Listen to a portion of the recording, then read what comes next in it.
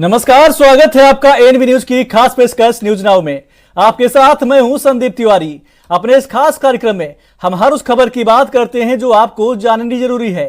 सभी अहम मसलों का बारीकी से विश्लेषण करते हैं और खबरों के पीछे की सच्चाई आप तक पहुंचाते हैं। तो चलिए बिना किसी देरी के शुरू करते हैं न्यूज नाउ। सौर ऊर्जा अनुबंध रिश्वत मामले में बड़े उद्योगपति गौतम अडानी और अन्य पर अमेरिकी अभियोजकों द्वारा आरोप लगाए जाने के बाद कांग्रेस ने बीजेपी पर हमला बोल दिया है। केंद्र में बीजेपी की सरकार के खिलाफ एक के बाद एक बड़े आरोप लगाए जा रहे हैं।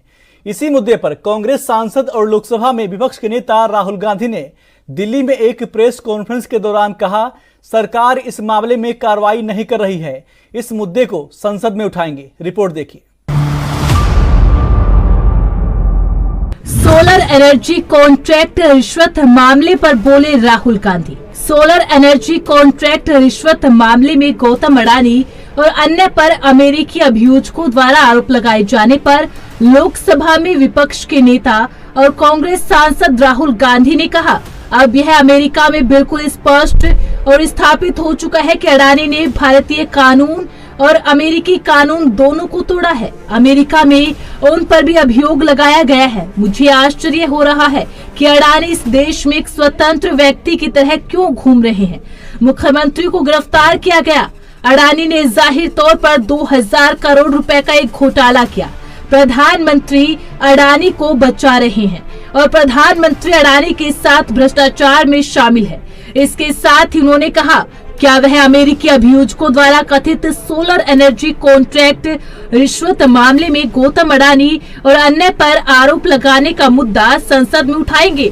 सवाल पूछे जाने पर लोकसभा में विपक्ष के नेता और कांग्रेस सांसद राहुल गांधी ने कहा, हम इस मुद्दे को उठा रहे हैं। नेता प्रतिपक्ष के तौर पर यह मेरी जिम्मेदारी है कि मैं इस मुद्दे को उठाऊं, लेकिन हम जानते हैं कि उन्हें गिरफ्तार नहीं किया जाएगा क्योंकि भारत के प्रधानमंत्री अडानी का समर्थन करते हैं, वह उनके संरक्षक है। It's now pretty clear and established in America that Mr. Adani has broken both American law and Indian law. He's been indicted in the United States, and I'm wondering why Mr. Adani is still running around a free man in this country. Chief ministers have been arrested.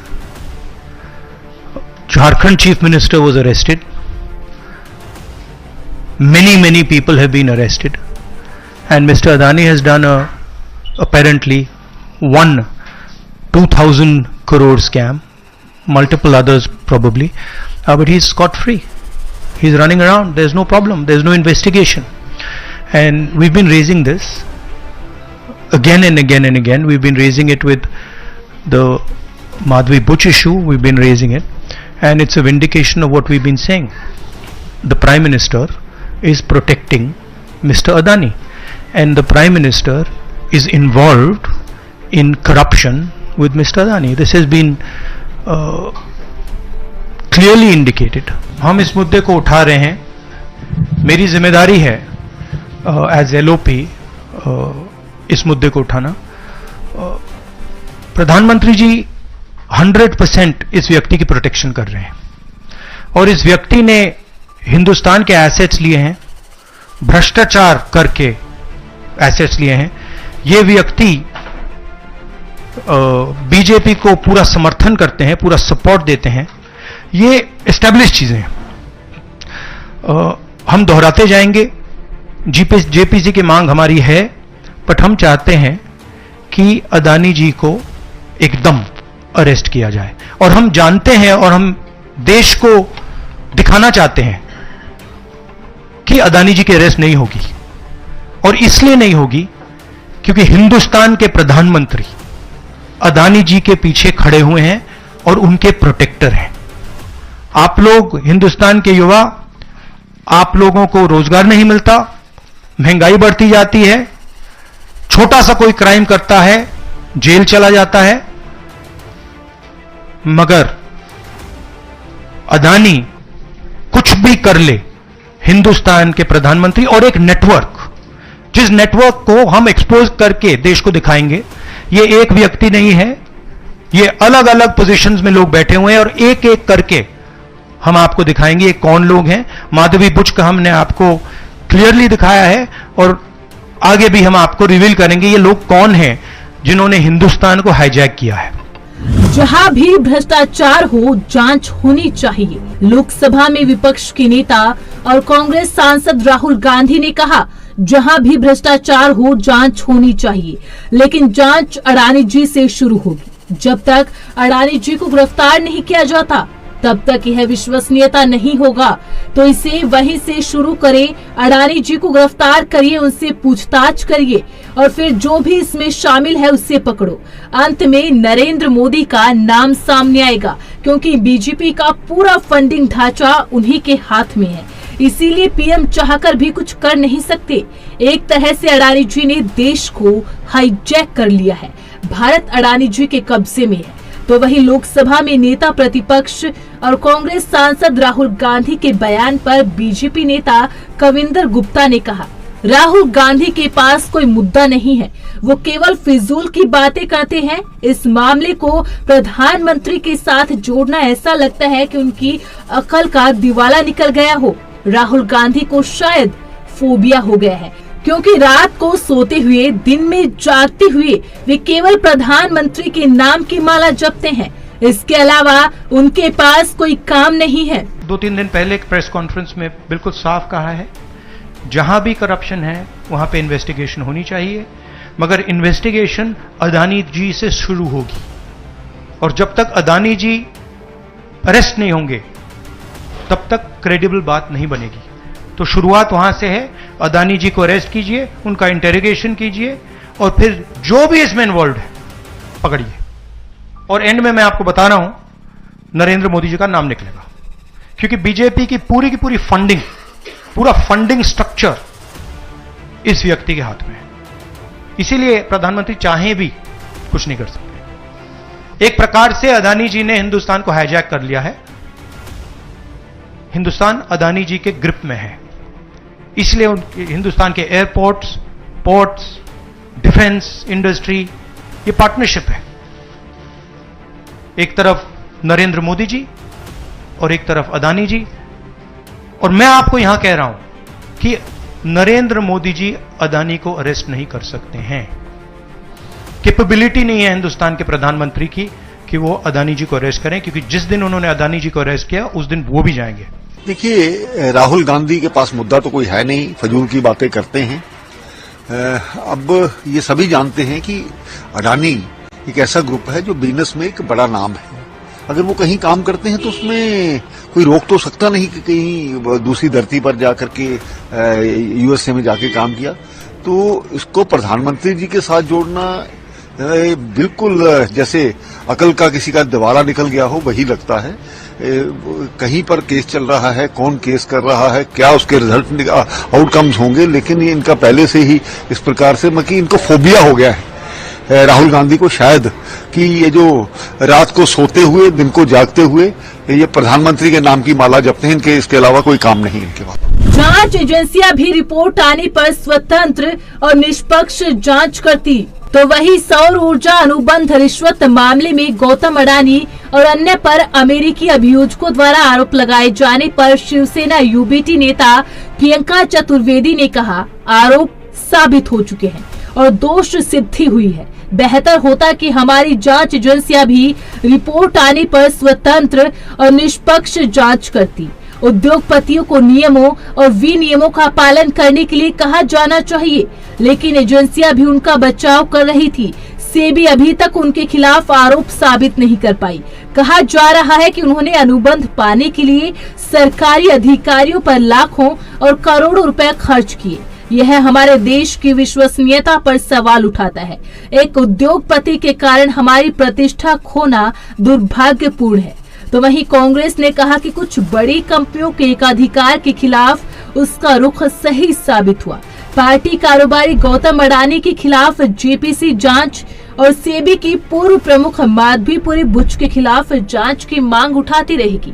Jharkhand के प्रभारी AICC सचिव सप्तगिरी उलाका ने कहा, अडानी के खिलाफ हाल ही में अमेरिकी अदालत के आदेश से पता चलता है कि हमारा रुख सही साबित हुआ। हमारे नेता राहुल गांधी लंबे समय से अडानी मामले की JPC जांच की मांग कर रहे हैं, लेकिन सरकार इस पर सहमत नहीं हुई है। कि जिस तरीके से आरोप सिद्ध हुए हैं, कन्विक्शन हुआ है, इंडाइटमेंट हुआ है, काश अगर हमारी खुद की इन्वेस्टिगेटिव एजेंसीज जब इस तरीके की रिपोर्ट सामने आई थी उस पर इन्वेस्टिगेशन करते, फ्री एंड फेयर मैनर में करते हैं। एक जो कॉर्पोरेट गवर्नेंस की बात करते हैं, कॉर्पोरेट रिस्पॉन्सिबिलिटी की बात करते हैं, कॉर्पोरेट अकाउंटेबिलिटी की बात करते हैं, उसको ध्यान में रखकर अगर इंडस्ट्रियलिस्ट पे कोई कार्रवाई इन द सेंस कि उनसे कहें नियम कानूनों का पालन करें, पर हमने देखा कैसे एजेंसीज भी उनको डिफेंड करने में लगी हुई थी। सेबी आज तक उन पे आरोप नहीं सिद्ध कर पाई है, बल्कि दूसरे कोर्ट्स में वो आरोप सिद्ध हो गए हैं। उन पे कहा जा रहा है लाखों करोड़ों उन्होंने खर्च किए हैं ब्यूरोक्रेसी में, गवर्नमेंट ऑफिशियल्स पे कॉन्ट्रैक्ट्स लेने के लिए, सोलर पावर कॉन्ट्रैक्ट्स लिया, और वो उन्होंने इन्वेस्टर्स को, US इन्वेस्टर्स में जो बॉन्ड्स थे जिससे वो पैसा कलेक्ट कर रहे थे, उन्होंने उसको रिवील नहीं किया है। ये अगर अडानी पे इस तरीके के गंभीर आरोप लगते हैं और इंडाइटमेंट होता है, ये हमारे देश के लिए, देश की क्रेडिबिलिटी के ऊपर प्रश्न चिन्ह उठता है। सालों से कमाई हुई क्रेडिबिलिटी, सालों से कमाई हुई इज्जत एक इंडस्ट्रियलिस्ट की वजह से गवा देना, मैं मानती हूँ बहुत ही दुर्भाग्यपूर्ण है। इंडस्ट्रियलिस्ट विकास करें, इंडिया की प्रगति में उनका योगदान रहे, पर इस तरीके से जो इंडिया में ही इन्वेस्टिगेशन होना चाहिए था, आज विदेशों में डंका बज रहा है। ये बेहद ही शर्मनाक है, दुखद है, और मैं उम्मीद करती हूँ कि without losing any more time Indian agencies थोड़ा स्पाइन दिखाकर उनको सही कॉर्पोरेट गवर्नेंस के अंतर्गत उनसे अकाउंटेबिलिटी मांगेंगी। और ये कौन से गवर्नमेंट ऑफिशियल्स हैं जिनको ब्राइब दे देकर आज यहाँ तक पहुंचाया कि उनके पास इतने कॉन्ट्रैक्ट्स हैं कि दुनिया भर के सबसे अमीर आदमी बन चुके हैं। First it was the Hindenburg report and the establishment here wished it, and now it's the US government's Justice Department and the SEC which has issued an indictment.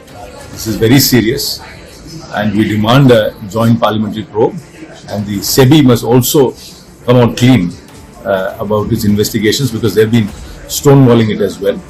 This can't be stonewalled anymore. They can't hide this under the carpet anymore. Very serious allegations have been made. The corporate house as well as the government of India must come out with a categorical statement, and we demand a joint parliamentary committee probe. So do you see any role of SEBI or government agencies also? So the government agencies must probe these allegations, because these allegations are being made against government entities in India. So they must immediately order a probe.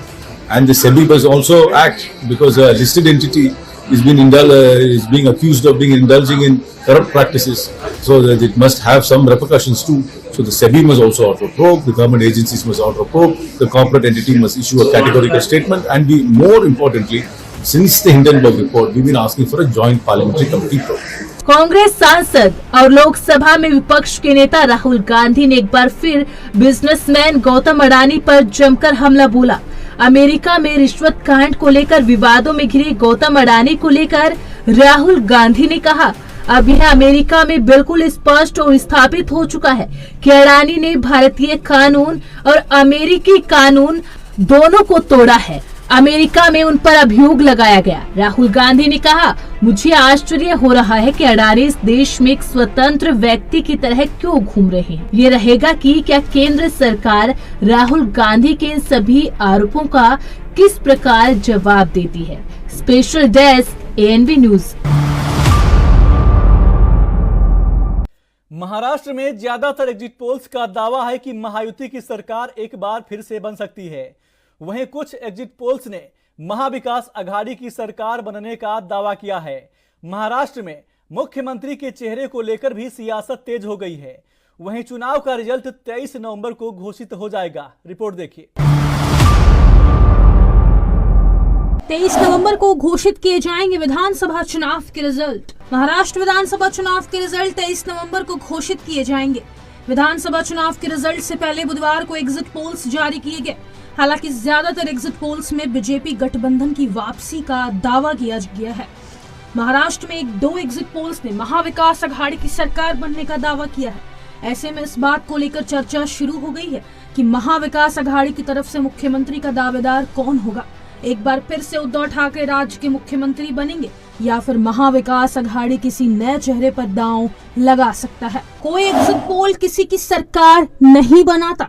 Maharashtra विधानसभा चुनाव 2024 के exit poll पर Shiv Sena UBT नेता संजय राउत ने कहा कि लोकतंत्र में जो मतदान होता है वो गुप्त होता है। लोग अपनी बात हमेशा खुलकर नहीं कहते हैं। महाराष्ट्र में इस बार यही हुआ है। हरियाणा में एग्जिट पोल के अनुसार कांग्रेस जीत रही थी, लेकिन आपने देखा क्या हुआ।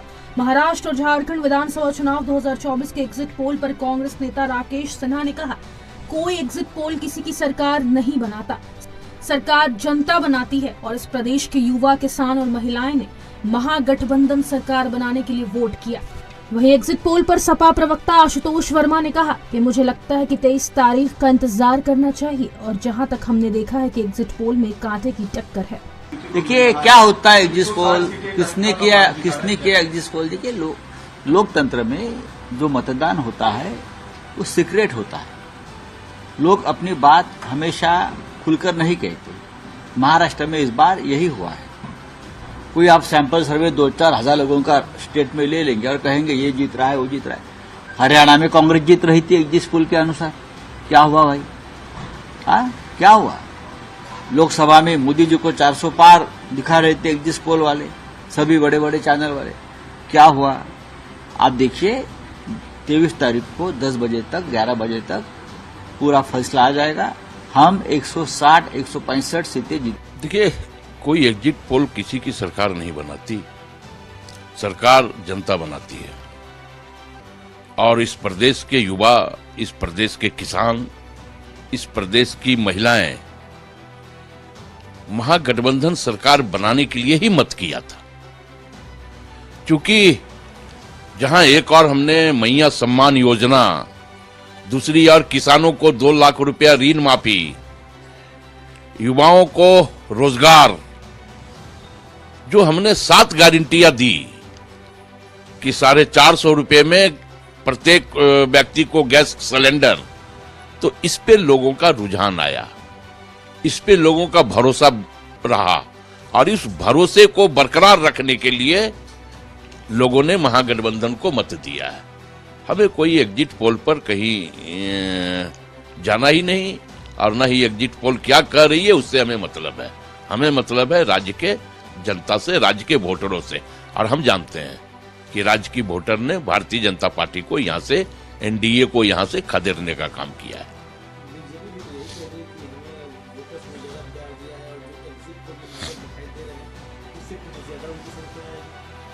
लोकसभा में भी एग्जिट पोल था, 400 पार बता रहे थे लोग। Bharatiya Janata party disco dance भी कर रही थी। क्या हुआ? बैसाखी पे सरकार चला रहे हैं, 300 भी पार नहीं कर पाए। तो इसलिए मैं कह रहा हूं कि कौन पोल होता है, कौन पोल होता है, इससे हमें मतलब नहीं। हमें मतलब है जनता से, और जनता ने हमें आशीर्वाद दिया है, महागठबंधन को आशीर्वाद दिया है। नहीं, मुझे लगता है 23 तारीख का इंतजार करना चाहिए। और जहां तक हमने देखा है एग्जिट पोल में बहुत कांटे की टक्कर दिखाई गई है। हालांकि कुछ मीडिया ग्रुप उसको ज़्यादा बड़ी चीज़ दिखा रहे हैं, तो ये तो मुझे नहीं देखा। जितने भी एग्जिट पोल हैं उसमें भाजपा और इंडिया गठबंधन के बीच में अंतर बहुत कम है। और इतना पास का अंतर है कि ये अभी कह पाना कि एनडीए ने वहां सरकार बना ली है, थोड़ा जल्दी है। हमको 23 तारीख का इंतजार करना चाहिए। संजय राउत के बयान पर शिवसेना उम्मीदवार शाइना एनसी का पलटवार। महाराष्ट्र विधानसभा चुनाव 2024 के एग्जिट पोल को लेकर शिवसेना यूबीटी नेता संजय राउत के बयान पर मुंबादेवी विधानसभा सीट से शिवसेना उम्मीदवार शाइना एनसी ने कहा कि संजय राउत बिल्कुल सही कह रहे हैं। एग्जिट पोल एग्जैक्ट पोल है ही नहीं, क्योंकि जिस आधार पर एग्जिट पोल में महाविकास अघाड़ी को सीटें दी गई है उससे आधी सीटें भी उन्हें नहीं मिलेगी। वहीं एग्जिट पोल पर बीजेपी नेता तरुण चुग ने कहा कि जनता स्पष्ट संदेश दे रही है, एक है तो सेफ है। भ्रष्टाचारी परिवारवादी पार्टियां अब नहीं चाहिए।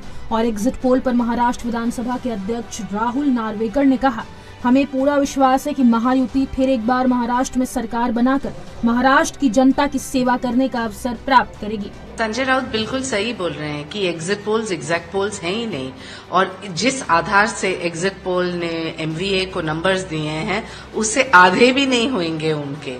तो मैं उनको ये सलाह दूं कि सर आपकी नैया तो डूब चुकी है, महायुति की सरकार बनने जा रही है। जनता स्पष्ट संदेश दे रही है, एक है तो सेफ है। अब देश को तुष्टीकरण करने वाले, छदम धर्मनिरपेक्षता के नाम पर देश को तोड़ने वाले भ्रष्टाचारी परिवारवादी पार्टियां नहीं चाहिए।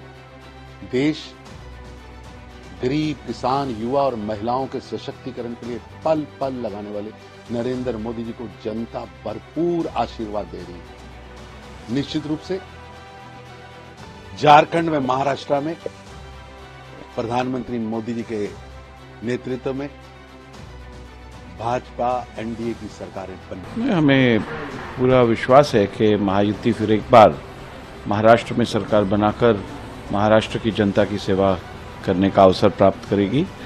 और जिस प्रकार से ये पूरा इलेक्शन कंडक्ट हुआ है, मैं समझता हूँ कि लोगों ने प्रतिसाद अच्छा दिया है, लोगों ने वोटिंग बढ़ाकर की है। इस बार पोल परसेंटेज अगर आप देखोगे, वोटिंग परसेंट देखोगे तो वो बढ़ गया है। तो ये सकारात्मक चीज़ है और इसे लोकशाही के लिए और संविधान ने दिए हुए मैंडेट का पालन हो। ये सारा चालाकीपूर्ण खेल चलाया जा रहा है। एग्जिट पोल पर शिवसेना यूबीटी नेता प्रियंका चतुर्वेदी ने कहा कि काफी सालों से जो एग्जिट पोल आ रहे हैं वो विफल हुए हैं। ये सारा चालाकीपूर्ण खेल चलाया जा रहा है, जिसे हमने लोकसभा चुनाव में भी बताया था। वहीं केंद्रीय मंत्री चिराग पासवान ने झारखंड और महाराष्ट्र विधानसभा चुनाव 2024 के एग्जिट पोल पर कहा, एग्जिट पोल ही नहीं बल्कि परिणाम भी आएंगे, उसमें भी एनडीए को बढ़त मिलेगी। बड़ी जीत के साथ हम लोग सरकार बनाने जा रहे हैं। देखिए, सारे एग्जिट पोल्स जब से काफी सालों से जो आ रहे हैं, हर जनरल इलेक्शन में फेल हुए हैं। ये एग्जिट पोल्स फिक्स्ड मैचेस हैं। ये एग्जिट पोल्स स्कैम कराते हैं, स्टॉक मार्केट में निवेश बढ़वाते हैं, प्रॉफिट बुकिंग कराते हैं, और जो रिटेल इन्वेस्टर है उनके लिए लॉसेस कराते हैं। ये सारा मैनिपुलेटेड गेम चल रहा है, जो हमने लोकसभा चुनाव में बोला था। 400 पार कर एग्जिट पोल्स दिखा रहे थे, 240 पे भारतीय जनता पार्टी आई। फिर हमने हरियाणा में भी देखा वही माहौल। तो मैं एग्जिट पोल्स पे चर्चा ना कर जो जनता ने हमें प्यार दिया है, जो जनता ने हमें विश्वास लोकसभा में दिखाया, वही प्यार आगे बढ़ेगा और विधानसभा में एक नया इतिहास गढ़ेगा। हम बहुत कॉन्फिडेंट हैं कि हमें सरकार बनाने का वहाँ की जनता मौका देगी, क्योंकि वो आक्रोशित हैं सरकार से, जिन्होंने सिर्फ भ्रष्टाचार किया है, हमारी इंडस्ट्रीज को दूसरे राज्यों में भेजा है, हमारे युवाओं को बेरोजगार रखा है, लॉ एंड ऑर्डर व्यवस्था कोलैप्स हो चुकी है, महंगाई बढ़ चुकी है, और महिलाओं को लेकर, महिलाओं के आत्मसम्मान को लेकर जो लड़ाई हम लड़ रहे हैं, किसानों की लड़ाई लड़ रहे हैं, उससे जनता हम पर विश्वास जताएगी। और मोस्ट इम्पॉर्टेंटली, जो इतने सारे खोखे गुजराती कारोबारी से आ रहे हैं महाराष्ट्र में, वो जनता देख रही है, जिसके ऊपर विनोद तावड़े जी ताव मचा रहे हैं और पैसे लुटा रहे हैं, वो सब जनता देखकर जनता ने हम पे विश्वास जताया है और हमें वोट देगी और बहुमत देगी और हमारी सरकार। एग्जिट पोल ही नहीं, जो परिणाम भी आएंगे उसमें भी आप देखिएगा एनडीए को पूरी बढ़त उसमें रहेगी। बड़ी जीत के साथ हम लोग सरकार बनाने जा रहे हैं, इसमें कहीं कोई संदेह नहीं है। झारखंड में भी हम प्रचार के लिए गए थे, महाराष्ट्र में भी हम प्रचार के लिए गए थे, और दोनों जगह जाकर जो जानकारी जनता के साथ इंटरेक्ट कर हासिल हुई है, उसी के आधार पर इस बात को इतनी प्रमुखता से मैं कह सकता हूं कि 23 तारीख को जब परिणाम आएंगे, झारखंड में लोग बदलाव का मन बना चुके हैं। एक मजबूत प्रधानमंत्री जी के सोच वाली सरकार वहां पे बनने जा रही है। तो वहीं महाराष्ट्र में एक बार फिर से एनडीए सरकार पर लोग पुनः अपना विश्वास जताने की सोच के साथ उन्होंने 20 तारीख को मतदान किया है। 23 तारीख को दोनों जगह हम लोग की सरकार बनी। इंडी गठबंधन में तो हर जगह झगड़ा चलता है। बीजेपी नेता शहजाद पूनावाला ने कहा कि वैसे तो कोई एग्जिट पोल ये दिखा नहीं रहा कि महाराष्ट्र या झारखंड में इनकी सरकार बनने जा रही है। इससे पहले एमवीए महाविभाजन अघाड़ी है, इसका प्रमाण मिल चुका है। नाना पटोले बोलते हैं कि हम मुख्यमंत्री बनेंगे, लेकिन संजय राउत कहते हैं कि तुम कैसे मुख्यमंत्री बनोगे। ये झगड़ा पूरे चुनाव में भी चला और इंडी गठबंधन में तो हर जगह ये झगड़ा चलता है, इसलिए जनता ने इन्हें पहले ही नकार दिया है। वहीं रांची से जेएमएम प्रत्याशी महुआ माझी ने एग्जिट पोल पर कहा कि 2 चरणों का जो मतदान हुआ है उसमें ये देखा गया है कि ग्रामीण क्षेत्रों में बम्पर वोटिंग हुई है, उसमें भी महिलाओं का मतदान प्रतिशत ज्यादा रहा है। ग्रामीण इलाकों में जो मतदान हुआ है वो हमारे पक्ष में है। और महाराष्ट्र और झारखंड विधानसभा चुनाव के एग्जिट पोल पर कांग्रेस के प्रदेश अध्यक्ष अजय राय ने कहा कि पिछला जो एग्जिट पोल दिखाया था वो यूपीए के पक्ष में था और अब एनडीए को दिखा रहे हैं। एग्जिट पोल पूरी तरह से गलत साबित होगा। महाविकास अघाड़ी की सरकार महाराष्ट्र में बनने जा रही है और इंडिया गठबंधन की सरकार झारखंड में बनने जा रही है। देखिए, गांव अभी बसा नहीं, लुटेरे पहले ही आ गए। वैसे तो कोई एग्जिट पोल दिखा नहीं रहा कि इनकी सरकार महाराष्ट्र में या झारखंड में बनने जा रही है, ना एग्जैक्ट पोल में ये साबित होगा कि इनकी सरकार वहां बनेगी। पर इससे पहले ही किस प्रकार से एमवीए महाविभाजन अघाड़ी उसका प्रमाण मिल गया। इनके पास कोई मिशन नहीं, केवल अपना एम्बिशन और अपना कंफ्यूजन है।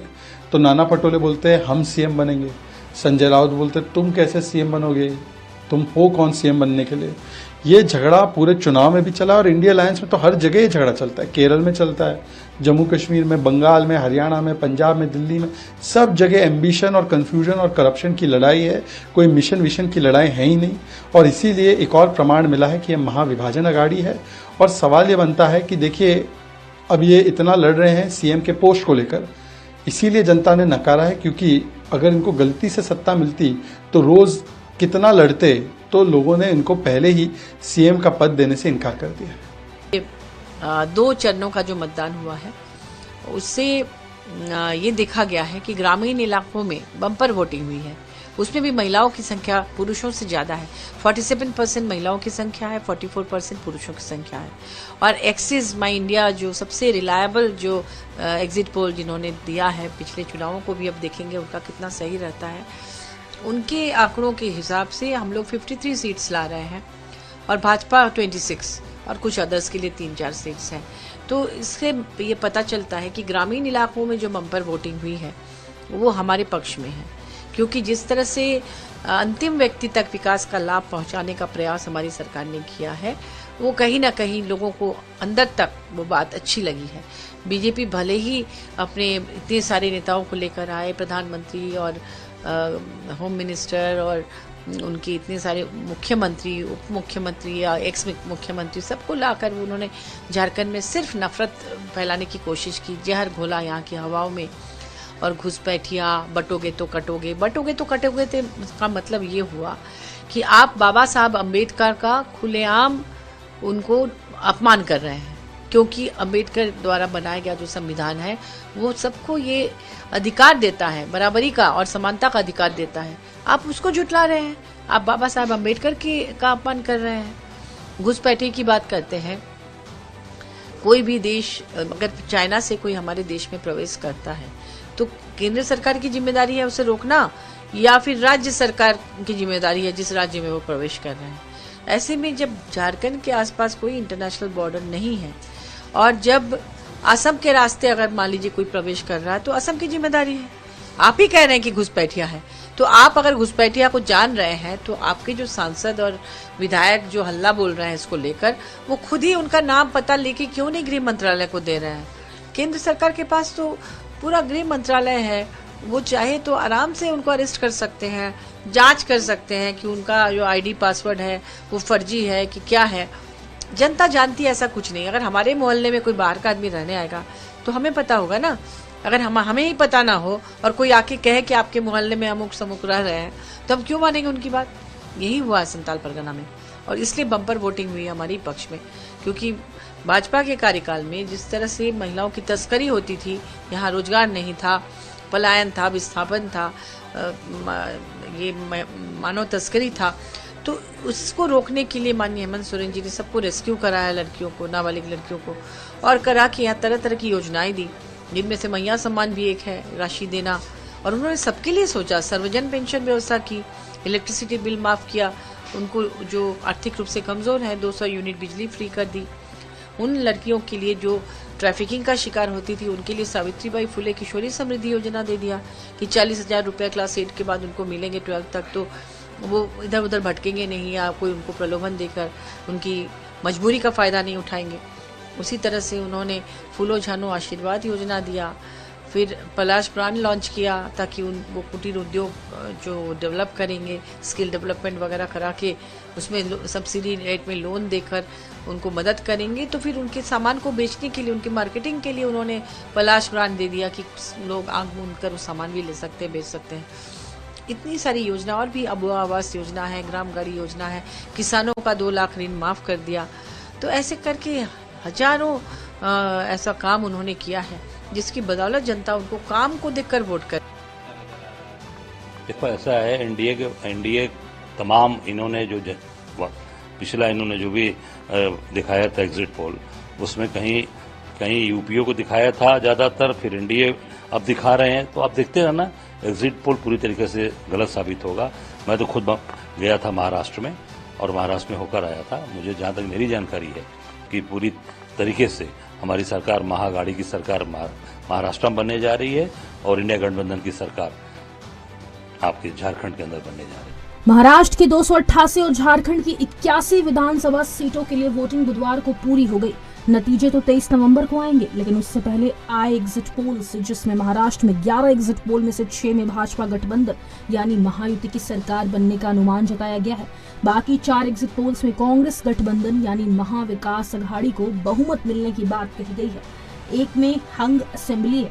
वहीं झारखंड में 8 एग्जिट पोल आए हैं, इनमें से 4 में बीजेपी गठबंधन जबकि 2 में इंडिया गठबंधन की सरकार बनने का अनुमान जताया गया है। बाकी 2 एग्जिट पोल्स ने हंग असेंबली के आसार जताए हैं।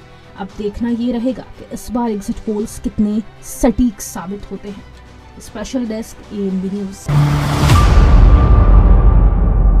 न्यूज नाउ में आज मेरे साथ बस इतना ही। आप देखते रहिए एएनबी न्यूज। नमस्कार।